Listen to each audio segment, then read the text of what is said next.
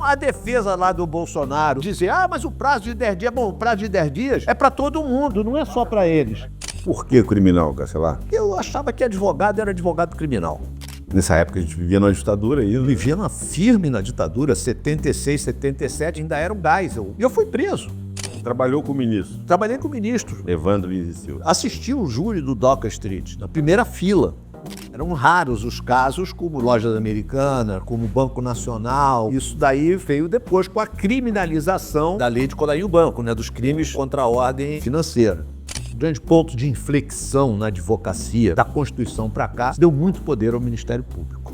Impedir também o advogado de produzir prova, né? Porque o Ministério Público pode produzir, pode investigar, pode fazer tudo, mas o advogado não pode produzir nada. Ficou distorcido, né? A luta é desigual, né?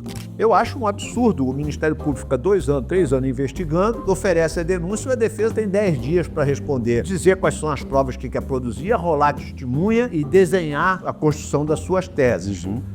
Agora não, é tudo feito numa audiência só. E o juiz dá a palavra lá por 10, 15 minutos para acusação e para defesa e pode proferir a sentença na hora. Outra coisa que eu acho muito ruim são essas leis chamadas despenalizadoras, porque elas simplesmente não despenalizam. A delação premiada eu acho uma barbaridade que nós tenhamos na nossa legislação a delação premiada. Eu acho uma barbaridade.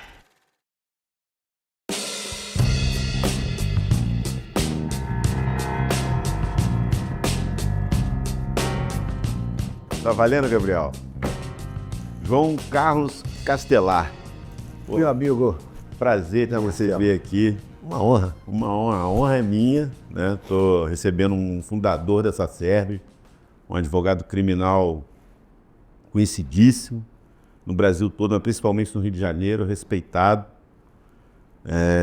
pelo conhecimento, por ser aguerrido, por ser honesto. Pô, o prazer vai ser de quem está ouvindo, não nosso aqui, vai ser fantástico. Espero poder atender essa expectativa. Com certeza. Castelar, assim, a gente no Adversidades, a gente tem uma pergunta de roteiro. Só uma. Manda. Que é por que a advocacia, por que o direito, por que você se tornou advogado? Queria que você contasse pra gente se essa trajetória tão longa, né, e tão exitosa, ela é planejada ou não, e por que você se tornou advogado? Bem, todo mundo deve ter uma história diferente. A minha é curiosa. Eu sou filho de médicos. Meu pai e minha mãe eram médicos. Você não tem nenhum advogado na família? Nenhum advogado na família. Meu avô era bancário, por parte de pai. A mulher dele, minha avó, era dona de casa. Por parte de mãe, meu outro avô era motorista de ônibus, de caminhão. E minha avó também, dona de casa. Tios, não tem, meu pai era filho único, os irmãos da minha mãe, todos trabalhavam nessa parte de mecânica e de caminhão e de... Enfim. Então não tem nenhum advogado na família. A família não é muito grande, a família é pequena. Então, a minha vida inteira, a esperança que meus pais tinham era que eu fosse médico também. E eu achava interessante, estudava até a disciplina que eu mais me sobressaía, talvez a única que eu me sobressaía no colégio. Essa é a primeira geração a se formar na tua família? Eu sou filho único por parte de mãe. Por parte de pai, de um segundo casamento do meu pai. Eu tenho um irmão, o Pablo Castelar, que é músico, ele tem uma produtora musical e eu sou 18 anos mais velho do que ele. Então, mas é do segundo casamento do meu pai. Sim. Meu querido irmão, meus sobrinhos são Estela e Arthur, são meus queridos. E tem uns primos distantes que, na verdade, são filhos dos primos do meu pai, né? E da minha mãe eu tenho os primos também, mas um mora em Manaus, é antropólogo, a outra mora na França. Se espalhou, né? Tem um outro primo que é físico, um professor de física na PUC, destacado professor de física, o Elis Antônio. Enfim, mas não tem uma família muito grande. Então o fato é que eu na época do científico, que se chamava na ocasião, né? Depois segundo grau, Sim. e hoje secundário, né? Hoje, como é que chama hoje? Segundo grau, né? Bom, e eu fazia área biomédica. E fiz o vestibular para medicina. Só que, um pouco antes da prova do que chamava na época Sesgran Rio, que era o Enem de hoje, né? Juntava tudo. O Sesgran Rio. Antes disso, uma colega minha de sala, Adriana, não esqueço o nome dela, Adriana, um dia me pega lá no curso Vetor, em Copacabana, que era ali na Avenida Copacabana, quase esquina com Bolívar. Ela... Mas, João, vamos comigo lá na Cândido Mendes, eu vou me inscrever. Ela também ia fazer para medicina. Eu vou me inscrever para administração no vestibular da Cândido Mendes, porque fica uma alternativa que, se não passar na medicina, pode tentar na Cândido Mendes. Mas a administração, tá bom, vou. A menina bonitinha, ali, enfim, fui atrás, né? Da Adriana. E no caminho ela foi me convencendo. Por que você não faz aqui um vestibular? Eu falei, para quê? Vou fazer administração? Não, tem direito, administração e economia. Por que você não faz para direito? Aí eu, tá bom, fiquei ali no ônibus. Entre o ônibus que eu peguei na Barata Ribeiro e a Praça da Paz, que era onde era a Cândido Mendes. Sim. Ela acabou me convencendo, ela me emprestou o dinheiro para fazer a inscrição. Eu tirei a fotografia no Lambi Lambi. Antigamente tinha um Lambi Lambi, que era um cara que fazia a fotografia na hora, não tinha máquina. Tirei a foto 3x4 no Lambi Lambi e me inscrevi no vestibular para Direito na Cândido Mendes, cuja prova e o resultado da prova era anterior, saiu o resultado da aprovação ou não, antes da primeira prova do Sesgran Rio.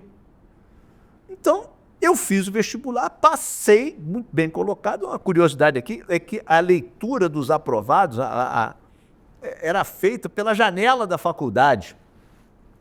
E ficava aquela garotada toda na Visconde de Pirajá ali, com roupa de praia, de sunga, vendo a leitura. E quem cantava lá, os aprovados, era, por exemplo, o Técio, o Sérgio Verani, eram esses caras, o Arthur Lavigne, eram esses caras que eram professores da faculdade que iam para lá. Era uma festa. Bem, passei na faculdade para Direito e nessa altura eu fazia análise. Faço até hoje. E eu falei, medicina, fazer medicina, fazer Direito. Me matriculei na faculdade, pedi dinheiro ao meu pai lá, me matriculei na faculdade e me saí de férias, fui para Búzios.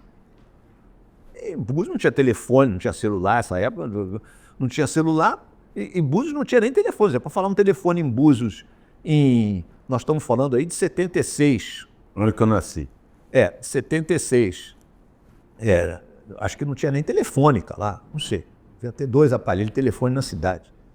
E fiz mas antes de eu ir para Búzios, eu fiz o vestibular do Sesgran Rio. Uhum. Fiz as provas para o Sesgran Rio e me mandei.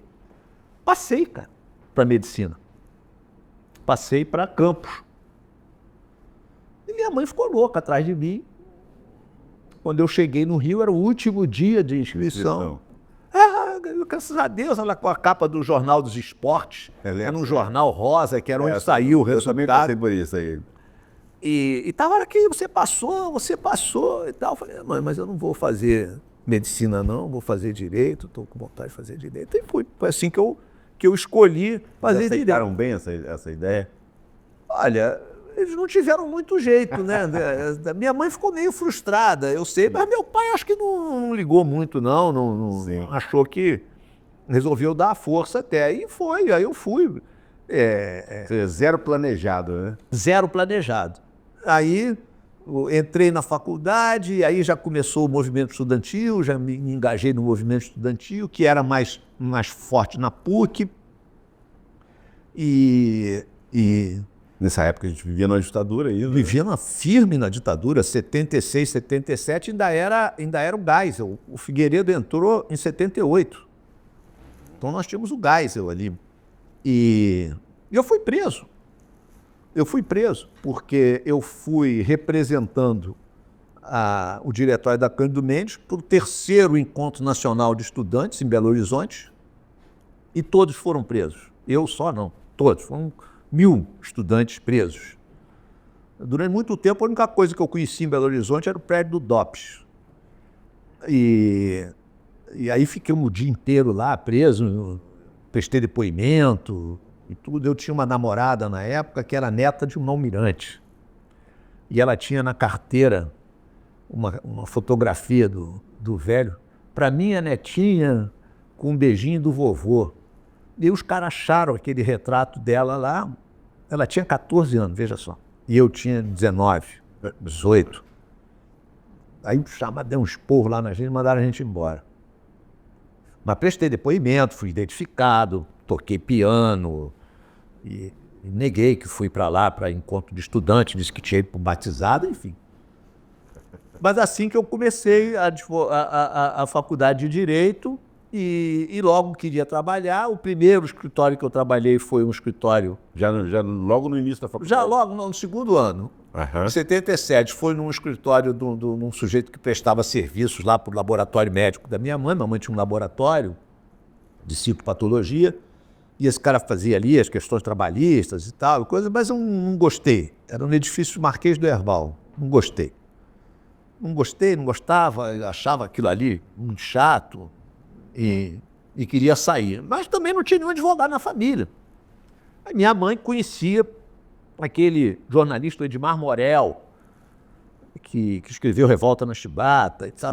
E conversando com o Morel, vê se você conhece alguém, e o Morel disse que ia me indicar para o escritório de José Guiar Dias, que era quem ele conhecia, que era o papa da responsabilidade civil. E me mandou com uma cartinha para lá, e comecei a trabalhar na Guiar Dias, mas sempre procurando um escritório criminal para... Por que criminal, Garcelar? Porque eu achava que advogado era advogado criminal. Advogado era advogado criminal, porque tinha que atender emergência, porque tinha que ir para a delegacia, tinha que... Aquele negócio de ficar no escritório fazendo um contrato. Então, ser advogado não foi planejado, mas ser criminalista foi planejado. Ser criminalista, só fui ser advogado para ser criminalista. E ser criminalista foi completamente planejado. Você foi cavando... Fui cavando para entrar no escritório. E acabei, meu pai era psicanalista, era médico psicanalista, e era amigo da Irene Mafra Lavigne, que era mulher na época do Arthur Lavigne. Grande advogado. Que era sócio do Técio e do ministro Evandro. O Ilídio Moura. Era um escritório grande. E aí... Trabalhou com o ministro? Trabalhei com o ministro. Evandro Lins e Silva. Assisti o júri do Doca Street, na primeira fila. Entre outros julgamentos lá com o ministro. Você já era advogado ou era estagiário? Estagiário. Que privilégio, hein? Uma sorte minha muito grande. O Evandro, depois eu chamei, quando eu me formei, o Evandro foi patrono da minha turma, né, fez um discurso lá, eu fui orador de turma, enfim, e aquelas histórias todas que o Evandro conta naquele livro dele, Salão dos Passos Perdidos, eu ouvi dele porque ele estacionava o carro aqui onde era o antigo Supremo, da Justiça Federal, aqui na Avenida Rio Branco. Então ele oferecia carona, alguém quer carona? Ele morava no Leblon e eu morava em Botafogo, na Lauro Miller, ali perto do Canecão. Descia ali. Aí, quer carona? Quer que eu tô indo? Tá indo? Eu filava a carona e ia com o ministro, ouvindo as histórias do ministro por ali, e ele me deixava no caminho e seguia. Então aquelas histórias... Como é que ele era no trato com... Super legal, muito boa praça, muito bacana, muito bacana. Sempre disposto a te ajudar, chegava lá com alguma dúvida, nunca sempre ajudava, assim, no que ele podia ajudar, ele ajudava, ensinava, dava uma dica, tal. Era o Pelé, né? Era o Pelé. Era o Pelé. Mas o Técio também, o Arthur também, era um escritório muito legal de trabalhar, mas o Arthur e o Técio se desentenderam lá. Até hoje eu não sei direito o que aconteceu. também nunca... Provavelmente foi por uma bobagem que hoje não faz o menor sentido. Provavelmente. E sou muito amigo do Técio hoje, como sou muito amigo do Arthur. Sim. Mas como eu tinha entrado no escritório pelo Arthur, porque eu acabei não contando, porque aí o meu pai falou com a mulher do Arthur e tal, e eu acabei conhecendo o Arthur naquelas festas ali, congressos e tal, e falei. E ele disse, se tiver uma vaga lá no escritório, vai para lá. E eu tentei, até que eu soube, conheci um colega que trabalhava e soube que ele saiu do escritório. E aí liguei para o Arthur, eu soube que o Leon, chamava Leon Zilberstein, se não me engano. E o Leon tá saindo, tem essa vaga aí. E aí eu fui trabalhar lá, falei com o Aguiar Dias, com o Rui. Ou seja, você correu atrás para ser criminalista. E aí fui trabalhar lá com eles, né? Aprendi muito ali no escritório deles, com o Técio, com o Arthur. Assim, muito depois me associei com o Arthur, com quem eu trabalhei durante 15 anos. O Arthur foi responsável pela minha formação como advogado, na lida aí com clientes, como atender clientes, como desenvolver as teses numa causa, como se comportar em audiência, os julgamentos do júri, a construção da defesa, né? O Arthur é um estrategista, né? Um estrategista, e muitas vezes os processos criminais, os grandes, né? Porque ali o furto, o caso mais singelo, isso aí. Mas os grandes processos dependem de uma estratégia, né? Qual a tese defensiva que muitas vezes a tese defensiva ela tem que ser construída. Sim. Através do concurso de peritos, enfim. O Arthur nessa parte de perícia, né? Muito. Realmente é muito. E mesmo bom. na condução, né? Quem trabalhava com ele era o Elton. O Elton Pitumar. Muito amigo meu. Muito. O Paulo Freitas trabalhou lá. Eu trabalhei muito com o Elton lá, né, quando ele ainda estava no Lavigne, quando eu saí do Evaristo. Fiz Fernanda Silva também. Fernandinha. Muita gente se formou ali com o Arthur. Mas aí, andando um pouquinho para frente, você se forma em que ano, Castelar? Me formei em 80. Em 80. Em agosto de 80. Como é que era advogar na década de 80, Castelar? Olha, era... Na verdade, a advocacia ela não mudou. O que mudou foi a processualística, vamos dizer assim. Mas você não acha que hoje tem mais casos ou não? É a impressão minha. Acho que na década de 80 eram menos processos. Eram menos processos grandes. Uhum. Eram raros os casos, como Lojas Americanas, como Banco Marca, Fonte Sindan, como Banco Nacional, como... Isso daí veio depois com a criminalização da lei de Colarinho Banco, né, dos crimes contra a ordem financeira. E aí começaram a surgir esses processos. Porque até então, os casos lá de fraudes em bancos, etc., era a Delegacia de Defraudações. Delegacia de Defraudações era ali da Presidente Vargas. Enfim, era curioso, porque as delegacias, de uma maneira geral, você ia lá, os policiais, os escrivães, todos, calça, camisa, tal, armado, revólver, não sei o que. Você ia na defraudação, todo mundo de terno. Todos os escrivães, todos de terno.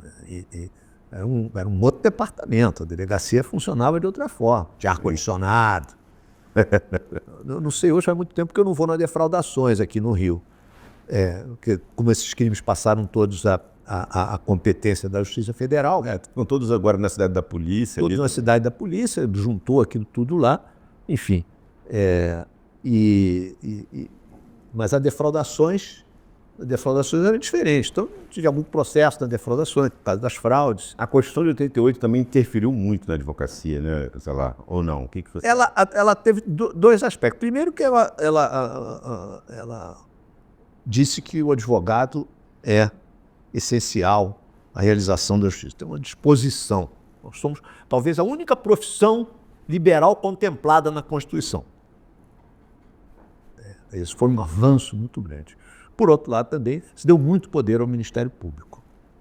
Isso do Ministério Público poder investigar, isso do Ministério Público, da ação civil pública, isso é um poder muito grande do Ministério Público. Eu acho que talvez o grande ponto de inflexão na advocacia dos anos da Constituição para cá foi o poder de que se assenhorou o Ministério Público na condução.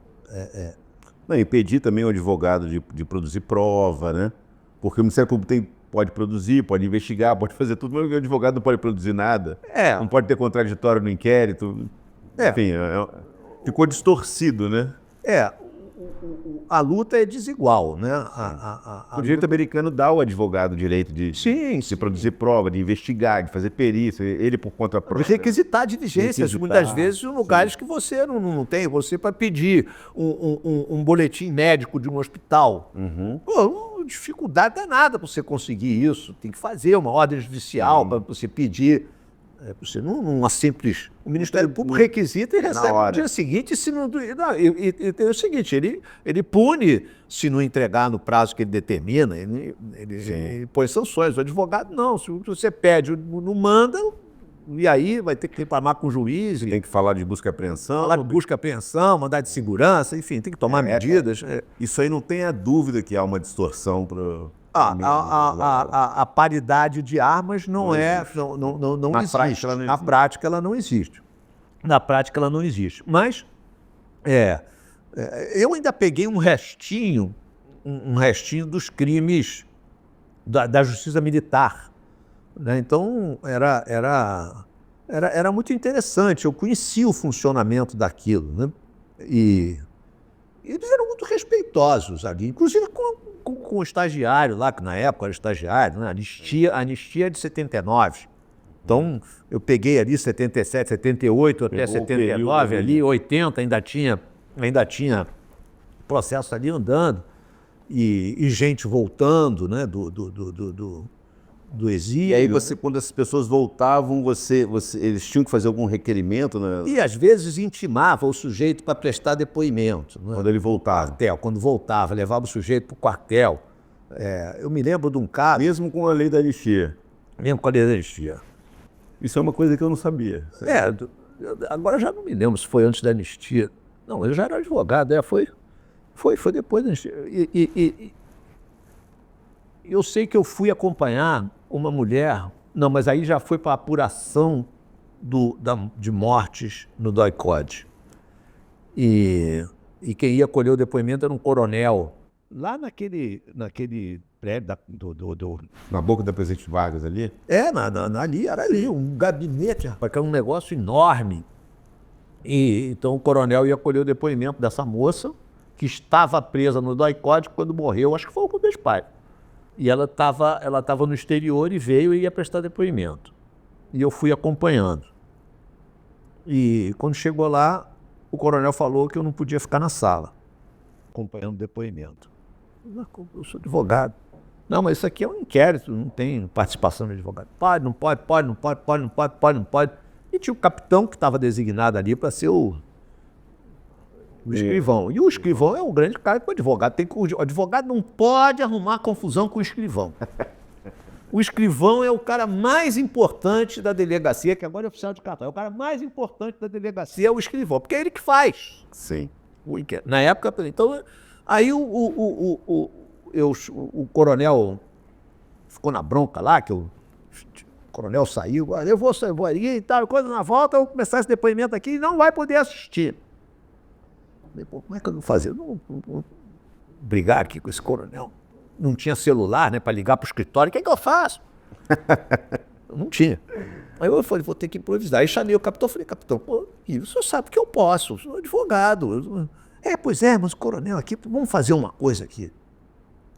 Não vai ter problema nenhum, não vai ter tapa na mesa, vai ser tranquilo, pode ficar tranquilo. Eu falei, bom, se eu posso ficar tranquilo, por que eu não posso ficar aí dentro? Pô, Aí, sabe o que resolveu? Ele colheu o depoimento com a porta aberta e eu fiquei sentado numa cadeira do lado de fora da sala, olhando para dentro. Eu não fiquei na sala, mas assistiu depois. Eu não torço de maluco, né? Mas foi a composição que a gente fez na época lá e foi assim.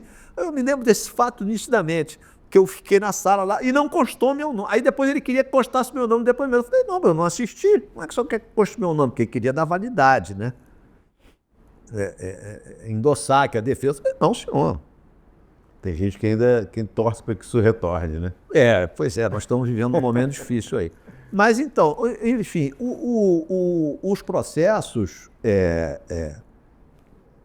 hoje em dia, você tem uma dificuldade muito grande para tirar cópia do inquérito. Esse era o gancho que eu ia te perguntar.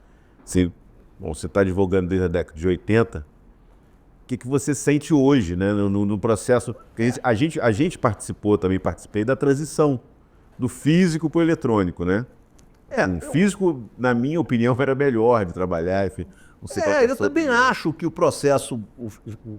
eu acho apesar do eletrônico ser inevitável, né? É inevitável, mas a questão é que a pandemia ela foi um fator de aceleração desse processo. Sim. E aí acabou que não se construiu uma transição adequada. E a Polícia Civil, com aquela carência crônica de recursos, não tem um sistema informatizado de maneira que você consiga acessar. Acessar diretamente. Diretamente. Então você tem que fazer uma petição na ordem para mandar um ofício para um troço que às vezes você precisa de uma hora para outra ali.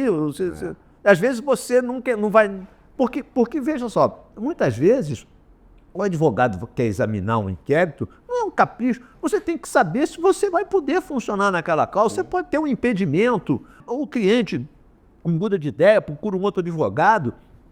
Enfim, muitas vezes você vai ter que examinar um inquérito, não necessariamente para funcionar na causa. Você tem que ver, ter uma ideia ali, porque às vezes você não sabe... até para poder formular os seus honorários, você não sabe o tamanho do seu trabalho, né? Na natureza, qual vai ser. Então, eu acho esse aspecto, eu acho um aspecto muito ruim. Esse, da dificuldade do acesso à investigação. Sem contar essa questão das provas eletrônicas aí, que agora você... esses casos mais complicados aí, de natureza... Você tem que ter um perito. Sim. Você não tem como você funcionar no processo sem ter um perito... Com certeza. Para te orientar ali, porque você não consegue... Eu acho que nesse ponto, a advocacia está completamente desfavorável na força, principalmente nos casos complexos. Sim, porque o Ministério Público tem uma estrutura enorme. A equipe de 20, às vezes. Uma estrutura enorme. Tem centros de perícia lá, tem casos lá que o Ministério Público, agora não mas que a vítima foi atendida por uma médica do Instituto que emitiu um laudo e aquele laudo instruiu a denúncia. Num caso de júri em Friburgo, acabou que eu não segui no processo. Mas era assim. O laudo era e a denúncia foi recebida. É interessante a gente falar sobre isso porque esse fato da gente ter essa dificuldade de ter acesso as provas eletrônicas, as perícias. A gente estava conversando isso em off, né? Isso se tornou uma realidade agora que está muito clara para todo mundo, o quanto esses advogados estão tendo dificuldade nesse processo do Rio de Janeiro. Sim. Né? Que, eventualmente, é evidente que ali tem uma retórica defensiva e que é natural, mas muitos reclamam da quantidade absurda de documentos e o tempo hábil para analisar aquilo. O Fernando Thompson, colega nosso, tem um trabalho muito interessante sobre foi a dissertação de mestrado dele, que é a necessidade do tempo para... o livro dele. É o livro dele, né? Do tempo para a defesa.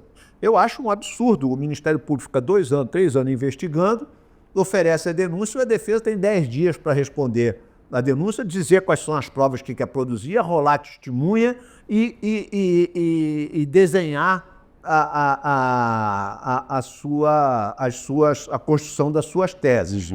Se você considerar essa defesa, a resposta preliminar ali, ela eventualmente pode ser a única peça escrita do processo, na medida em que depois designa-se uma audiência de instrução e julgamento. cria-se ali a apresentação de memoriais, mas a lei fala em instrução e julgamento. Recebida a denúncia, o segundo recebimento da denúncia, não sendo o réu absolvido sumariamente, é designado audiência de instrução e julgamento. E se o juiz quiser fazer a instrução e julgamento ali, direto, na hora, vai fazer. Sem memoriar, apresentação de memoriais, coisa nenhuma. Se indefere prova, faz, enfim. Então, essa resposta preliminar, essa resposta é uma peça muito importante. Isso dá 10 dias. Se dá 10 dias num processo de furto de carteira, como se dá 10 dias num processo. É que antigamente a gente fazia uma defesa prévia, né? Que era uma coisa... Uma defesa prévia que era ali um troço muito simples. Muito simples, né? Porque depois vinham as alegações finais. Sim. Tinha um prazo do prazo do 499 para apresentação de diligências e aí sim entrava um processo na fase de julgamento, terminava a instrução, o sumário de culpa e vinha a fase de julgamento do processo, que era o oferecimento de diligências do Ministério Público, da Defesa e depois as alegações finais das partes. Agora não, é tudo feito numa audiência só, que é a audiência de instrução e julgamento, que são ouvidas todas as testemunhas, etc, etc, etc. Enfim, e o juiz dá a palavra lá por 10, 15 minutos para defesa, para acusação e para defesa e pode proferir a sentença na hora. Pode proferir a sentença na hora. Sim. Então, essa alteração, eu não sei por que essa pressa que se tem em querer fazer audiência no processo criminal, como se todo caso fosse um caso simples do furto, o sujeito que bateu a carteira ali, ou da briga de esquina do botequim e tal. Outra coisa que eu acho muito ruim, são essas leis chamadas despenalizadoras. Porque elas simplesmente não despenalizam. Transação penal. O sujeito aceita uma transação penal com o Ministério Público, né? Se diz, mas aí não tem processo. Não tem o caramba que não tem. Claro que tem. O sujeito, quando ele aceita pagar uma multa, fazer um serviço comunitário, ele está sendo punido. É uma pena. É uma pena. Claro. Então é uma pena. Então a transação penal é pena, suspensão condicional do processo é pena, aquele... como é esse mais recente? O Não persecução? não persecução penal, acordo de não persecução penal, delação premiada. A delação premiada eu acho uma barbaridade que nós tenhamos na nossa legislação a delação premiada. Eu acho uma barbaridade. Acho uma barbaridade. Agora ainda melhorou um pouco ali a lei e tal, mas eu acho uma barbaridade. A forma como ela aconteceu na época da Lava Jato, aquilo era uma... Sim, mas aí continua assim, continua. Você vê que uma das maiores críticas que se faz nesse processo do Rio de Janeiro é a crítica lá que se faz à delação premiada do Mauro Cid. Por quê? Porque a delação premiada é claro. Porque... Agora você imagina uma prova que é... Não, ali nesse caso, com todas as vênias, né, que o Supremo de fato garantiu a democracia do país em algum momento, mas aquela audiência do ministro, do relator, com o Mauro Cid, a família dele ouvindo ali, olha, você precisa dizer a verdade, aquilo ali é uma pressão a um delator que é uma coisa assim que não deveria ocorrer, Castelar. Eu acho que... Eu tenho críticas, né? Então...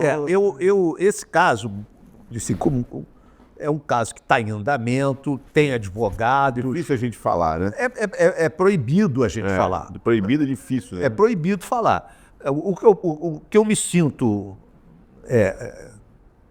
autorizado a falar são as coisas que saem na imprensa aqui. Primeiro, é um crime gravíssimo. Sim, sem dúvida. O noticiário da imprensa revela indicativos de que o fato ocorreu. Tem minuta, né? Que foi construída, claro. de fato, aquela história ali. A tentativa, ela, de fato, aconteceu.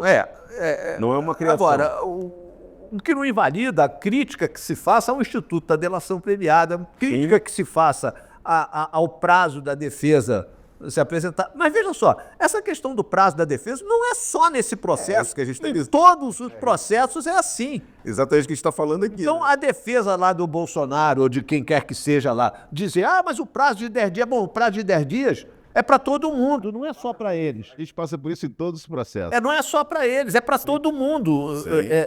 Então, tá bom, a crítica procede, mas então nós temos que levar lá para o Congresso, né? Vai ter que levar para o Congresso modificar isso. É importante que se entenda que não há uma exceção para ele, né? Não é uma Essa é a exceção regra. para ele, essa é a regra, para todo mundo, não é só para ele. Isso é importante. A delação premiada também é a regra. É uma regra. Quanta gente foi condenada Por mais à que a delação gente conteste, Por mais que a gente conteste a delação premiada é uma regra. Sim. Se aquela audiência, você pode dizer que foi um mar ali e tal, constrangedor e tal. Porra, qualquer delação, qualquer audiência de delação premiada é constrangedora. Sim. Porque você imagina um sujeito ali confessar, e não é qualquer crime, são todos. São todos os crimes. Você tem que contemplar todos os crimes que você praticou. O sujeito tem que confessar tudo e aceitar ali uma pena. E o depoimento de um delator, que validade pode ter isso? Aí tem que ter a corroboração, eles usam essa palavra muito, a corroboração das provas lá. Como que você... O Lava Jato, então, foi um troço mais doido do mundo, porque normalmente nos crimes que a gente vê na filme, na televisão, porque é o motorista que entrega o mafioso chefe, né? No caso da Lava Jato foi o contrário. Pegaram os empresários para enfiar o motorista, né? Porra, Foi uma distorção total. uma distorção total. Lava Jato, tanto que o Supremo anulou e tal, enfim. É um assunto águas passadas aí. Quem viveu os processos da Lava Jato, viveu. Enfim, ficou aí um marco na história dessa questão da Lava Jato, assim como foi também o Mensalão, né? No Mensalão eu não funcionei, na Lava Jato eu funcionei bastante. Mas, enfim, essas alterações aí no Código de Processo Penal, que aparentemente seriam para dar mais agilidade, etc., então elas dificultaram muito o trabalho da defesa. E o Ministério Público tem a sua atribuição alargada. Pessoalmente, eu acho que não cria, essas alterações, elas não criaram a sensação de agilidade e justiça que era a intenção. Exatamente, que era o Ao mote. contrário, né? Ao contrário. O juiz de garantias, saiu todo lascado esse juiz de garantia, era que, enfim, não era essa a ideia. Sim. Não era essa a ideia. Você pode dizer, mas a audiência de custódia, o que adianta? A audiência de custódia, eu acho que adianta, porque você diminuiu a tortura. Você diminuiu a tortura. Dificilmente você vê um cara lá... O tapa na orelha na delegacia, isso acabou, né? Acabou. Isso aí acabou. vai ficar na frente de uma juíza. Vai ficar na frente de uma juíza. Não dá para dar uma surra no cara também. Vai dar na... Então, isso a audiência de custódia... Por mais que tenha se tornado hoje só um rito de passagem para... Sim, mas um rito de passagem que evitou a tortura. Com certeza. Que evitou a tortura. Foi um grande avanço. Grande avanço. Eu acho a audiência de custódia um grande avanço. O juiz de garantia seria um grande avanço. Não fosse ele estar distorcido como está. Mas seria um grande avanço. Seria um grande avanço nos moldes iniciais ali, que se propunha que fosse o juiz. Eu acho que seria um grande avanço. Enfim. Mas, Castelar, nesses 40 anos de advocacia, né? 40 e tal. 40 e poucos, com muitos ainda à frente, qual que é o seu arrependimento nesses 40 anos? Você tem algum? Não. Você pensa, poxa, eu poderia ter ido para um outro lugar na carreira? Faz uma análise para mim. Eu sei que às vezes é difícil a gente pensar. Eu não sei. Eu acho que a advocacia ela é uma profissão muito bonita. Advocacia criminal, advocacia não é geral. Advocacia criminal, que é a que eu me dedico, que é a que eu conheço, acho uma profissão muito bonita, porque você defende direitos. Você defende direitos e você precisa de um conhecimento humanístico muito grande. Por isso que eu sempre recomendo aos estudantes, aos mais jovens, que leiam. Mas não é ler os manuais de direito penal ali, por melhores que sejam, Nilo Batista, Juarez Tavares, Juarez Cirino, Mestieri, os nossos professores aqui, Fragoso, Hungria. Sim, Leia. Mas nem os grandes romances, porque é ali que você vai encontrar a humanidade que você precisa, seja para exercer a defesa de um réu, seja para funcionar na acusação. Crime e Castigo é um livro que tem que ler, porque é a culpa do sujeito, como é que ele lida com isso. Enfim, é aqueles livros, outros do Dostoiévski, as Recordações da Casa Segredo da Casa dos Mortos também, né? Recordações da Casa dos Mortos. É muito bom. Enfim, inúmeros. Tragédia da Rua das Flores, do Eça de Queiroz. Enfim, os romances, o nosso aqui, o nosso Machadão, Machado de Assis, tem que ler Machado de Assis para você conhecer a natureza humana. Então a gente tem que Conhecer o Brasil, né? Conhecer o Brasil, conhecer a Como que ele natureza humana. descreve um Brasil, Que está, ela é descrita nos romances. Sim. Então, eu sempre recomendo isso. Machado de Assis é fantástico. E outra coisa que eu acho muito interessante, há quem goste, há quem não goste, mas eu acho que é muito interessante, que é a vida associativa. Participar das associações de classe. Eu presidi a SACERJ, a Sociedade dos Advogados Criminais de Estado. Eu admiro muito isso, Cancelar. Eu atuo no Instituto, integro a Comissão de Direito Penal, já presidi a Comissão de Direito Penal, já fui diretor cultural.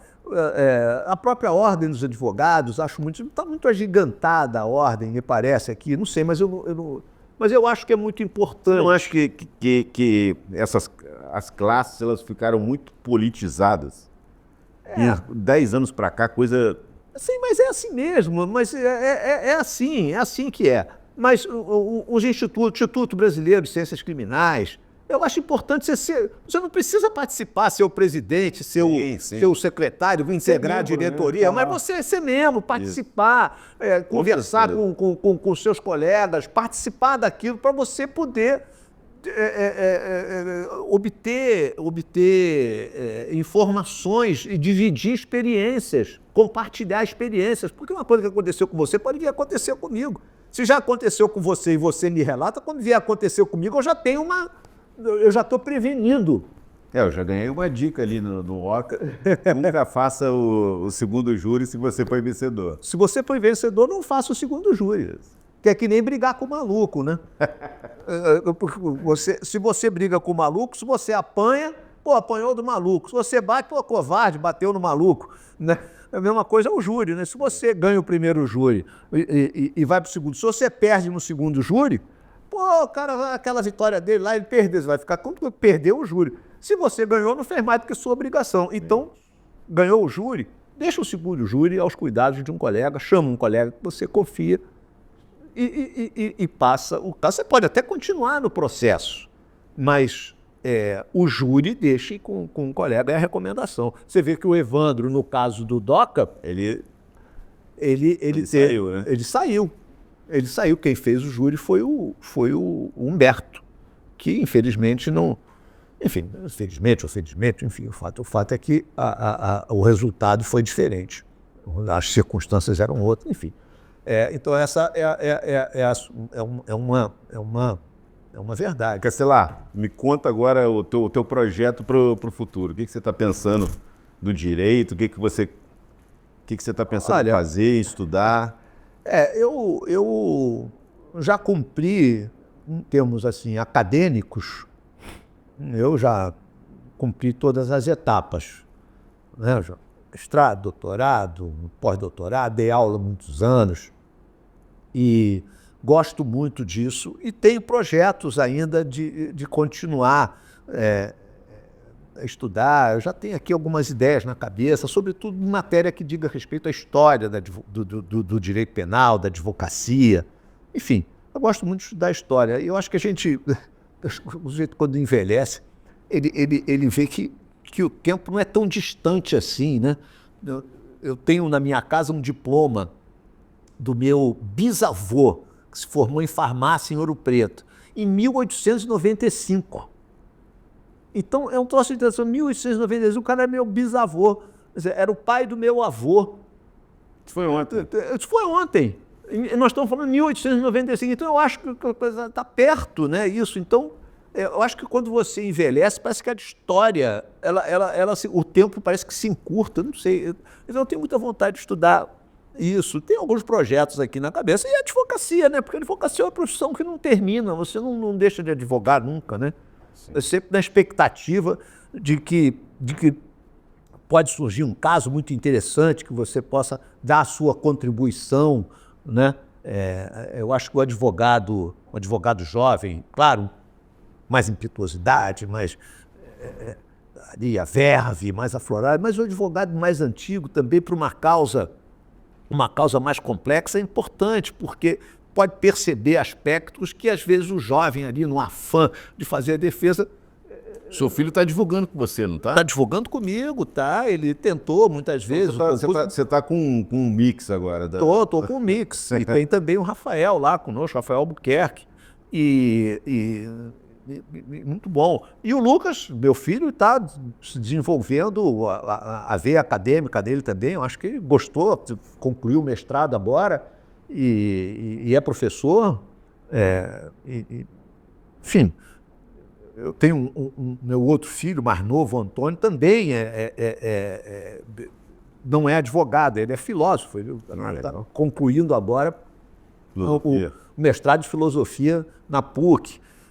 Então, estudar sempre foi... Uma família de gente que estuda. Que gosta de estudar, de ler, né? Que a leitura é muito importante, porque a leitura traz uma grandeza para a gente. Te liberta, né? É uma grandeza, você aprende com os livros, com os grandes romances, com os livros de doutrina, de dogmático. Tem que entender. Você citou um aí que eu uso muito, cara, que eu uso até hoje, que é a Hungria. Hungria.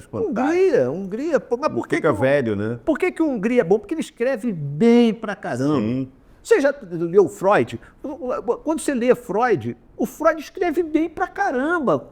Não é à toa, né? Esses grandes doutores, o Marx, o Karl Marx, Sim. você vai ler o Marx. Claro, aquelas coisas mais intrincadas ali, mas se você pega o Marx, é uma leitura muito... Por quê? Porque o cara escreve bem, ele sabe escrever bem. Então, a leitura dos grandes clássicos é importante, porque os caras escrevem. Você pega o Carrara, vai ler o Carrara. É sensacional o Carrara. Simples, né? Simples, fácil. Carrara é muito fácil. É uma leitura muito fácil. Então, bonita ali, você aprende, do vocabulário. O Ferri, discursos de defesa, o discurso de acusação, são livros imperdíveis. São livros que todo advogado tem que ler. Que são os discursos de defesa, que ele fala dos Cienfuegos. É muito, muito interessante. Enfim, eu não me arrependo de nada que eu tenha feito. Tive meus acidentes, tive minhas vitórias. Suas adversidades. Minhas adversidades, exatamente. Mas acho que foi o que está sendo, né? Foi até agora e está sendo uma vida boa de êxito. Acho que eu ajudei bastante gente. Não tem a menor dúvida. Nesse período aí. Olha, pô, entendeu, né? A aula, né? Sei lá, foi um prazer te receber. Prazer meu, Zé. Pô, você deixou tudo aqui na mesa, conversou absolutamente, falou sobre tudo. Acho que a gente poderia fazer um novo para você contar dos seus casos, que você tem diversos casos interessantes, enfim, num segundo momento, mas foi fantástico. Pô, eu que agradeço muito. Eu agradeço de o verdade. convite. De verdade. Obrigado. Foi ótimo, cara. Olha, Obrigado. muito bom. Gabriel, Pô, beleza. foi bom, Cancelar? Gostou? Maravilhoso. Maravilhoso. Maravilhoso. Ficar muito bom, senhor. Já dá para saber quando... Acho que não esculhambei ninguém. Não esculhambei ninguém. Eu acho que saí pela tangente da coisa difícil ali. Mas acho importante, Mas aí saí ali, porque o problema... antes de a gente tocar nesse assunto, porque, porra, toda hora alguém me pergunta, você acha justo? Eu não acho, cara. Mas tem que julgar os caras. Mas, porra, esse golpe, porque tem minuta, porra. Tem minuta. Aí tem o seguinte, cara, a legislação é essa. Não, tá em reunião com todas as Forças Armadas, vai falar do golpe, porra. Claro.